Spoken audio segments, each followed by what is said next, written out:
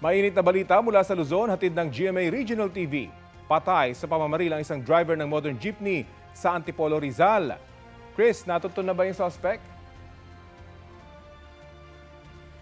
Rafi, patuloy pang hinahanap ang lalaking namaril sa 44 anyos na driver. Sa kuha ng CCTV sa loob ng modern jeep, kitang pumasok ang lalaki at tumabi sa driver. Maya-maya bumunot ng baril ang lalaki at binaril sa ulo ang driver. 2 beses pang pinaputukan ng suspect ang biktima bago bumaba. Base sa salaysay ng konduktor sa pulisya, sumakay ang suspect sa bahagi ng Marcos Highway sa Barangay San Isidro. Nagtanong raw siya kung magkano ang pamasahe pa Cubao. At nang sumagot ang driver, doon na siya namaril. Tumakas daw ang suspect sakay ng motorsiklong walang plate number. Patuloy pa ang investigasyon.